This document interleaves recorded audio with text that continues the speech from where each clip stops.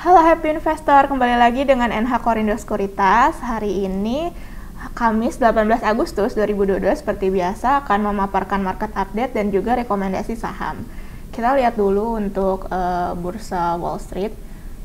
Jadi Wall Street tertekan jelang Fed Minutes Meeting.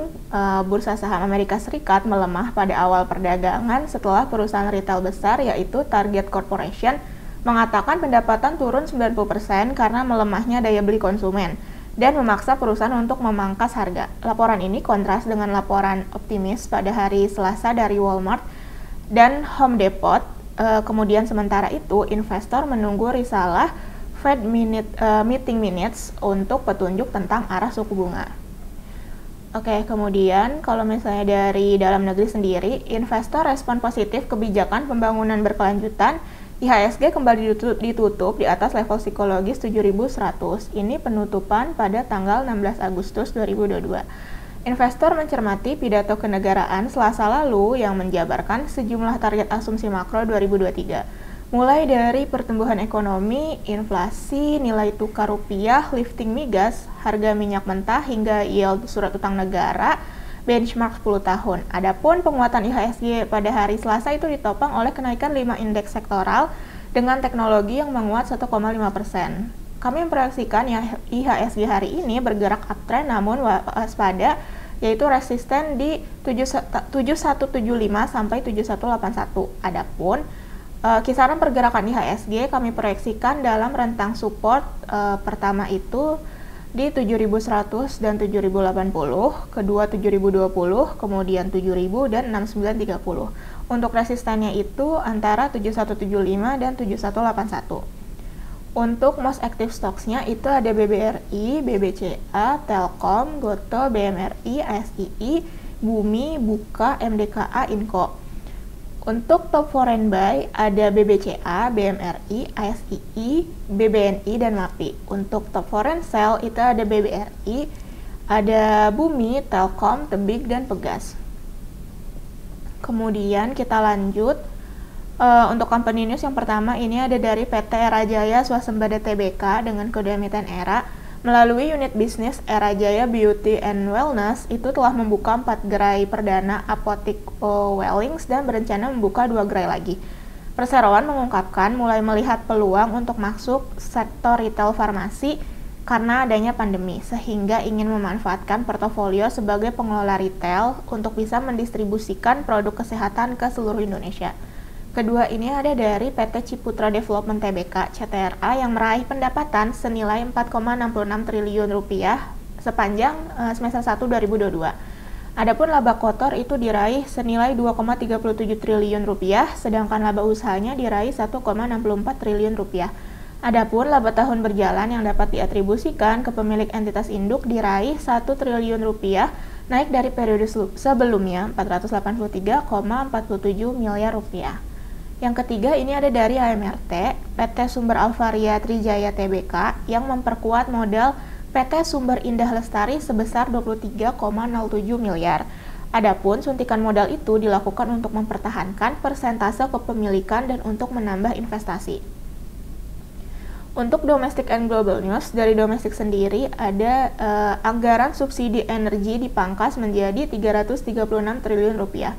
Menteri Keuangan Sri Mulyani memangkas dana untuk kompensasi dan subsidi energi di tahun 2023 menjadi 336,7 triliun rupiah.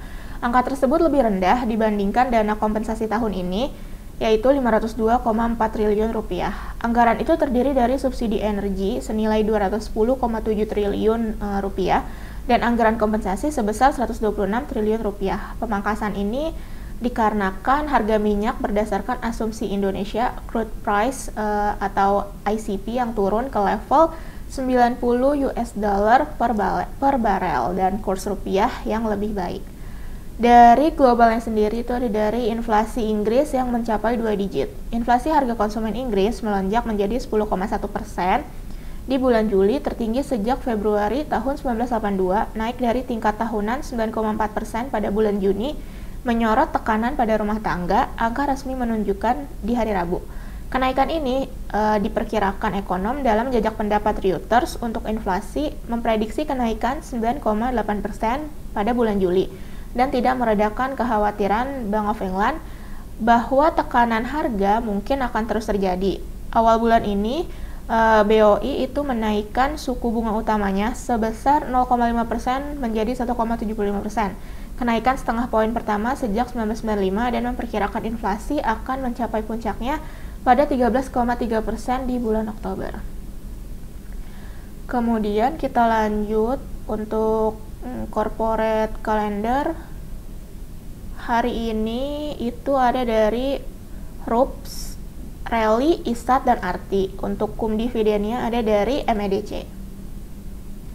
Untuk daily technicalnya, hari ini kami memprediksikan IHSG bergerak uptrend, kemudian dengan supportnya itu di 7100, 7080, 7020, 7000, dan 6930. Adapun resistennya itu 7175 sampai 7181.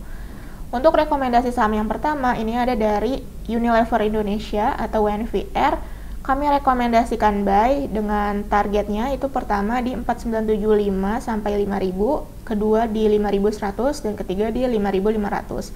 Adapun stop lossnya di 4690. Kemudian yang kedua itu ada dari Goto. Prediksi hari ini buy on break, target di 380 sampai 384, stop loss di 290. Kemudian ada AGI, hari ini kami rekomendasikan buy.